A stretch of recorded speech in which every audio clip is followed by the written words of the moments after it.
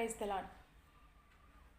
ఎవరైతే వేదన భారముతో, వేదన మనసుతో నలిగిపోతున్నారో, కుమిలిపోతున్నారో, పాప భారము చేత నలిగిపోతున్నారో, అట్టివారు క్రీస్తు మన కొరకు ఏ వేదన చెందారో, ఏ సిలువలో ఎలాంటి బాధలు పడ్డారో మనము చూస్తూనే ఉన్నాము. అలాంటి క్రీస్తుతో కూడా మనము నడిచినట్లయితే, క్రీస్తుకు కలిగిన మనసు మనము కలిగి ధరించుకుని ఆయనతో కూడా నడిచినట్లయితే, ఆయన దగ్గరకు మనము వెళ్ళినట్లయితే, ఏ వేదన భారముతో, పాపముతో మరి కృంగిపోతున్న వారిని ఆయన విడిపించడానికి వచ్చాడు.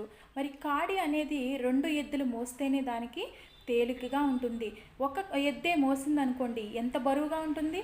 అదే విధముగా క్రీస్తు ప్రభువారిని మనము సహవాసముగా ఆయనను తెచ్చుకున్నట్లయితే, నీకున్న కష్టాలే కానీ, నీకున్న సమస్యలే కానీ, నీకున్న బాధలే కానీ, నీకున్న రోగాలే కానీ, నువ్వు ఏ పాప భారముతో అయినా నలిగిపోతున్నప్పటికీ కూడా యేసుక్రీస్తు ప్రభువారిని నీవు కలిగి ఉన్నట్లయితే, ఆయనను సహవాసము నీవు కోరినట్లయితే, ఆయన నీ దగ్గరకు పిలిచినట్లయితే, నీ మనసులో ఏ చింత మరి ఏది కూడా ఉండదు అని దేవుడు తెలియపరుస్తున్నాడు.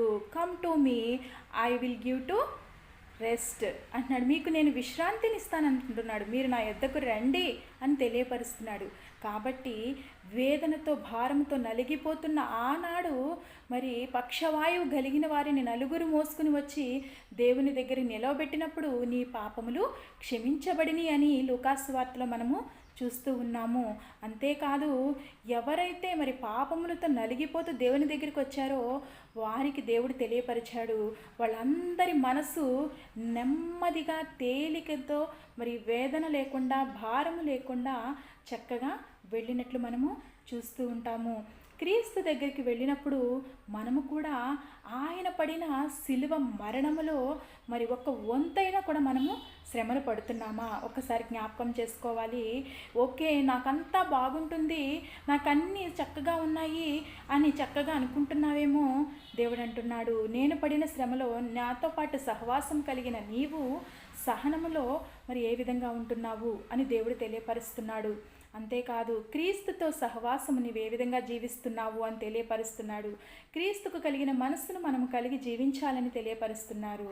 కాబట్టి ఆది కాండములో చూసినట్లయితే 3వ అధ్యాయం 7వ వచనంలో చూసినట్లయితే, దేవుడైన యెహోవా పాప భారము చేత వారి నలిగిపోతున్న వారిని చూచి వారిని వెదకి రక్షించి వారి కొరకు ఆనాడే ఒక ప్రణాళిక వేసి, దేవుడైన యెహోవా క్రీస్తు ప్రభువారిని ఈ లోకానికి పంపించాలని ఒక ప్రణాళిక వేశారు. అంతేకాదు, యేసుక్రీస్తు ప్రభు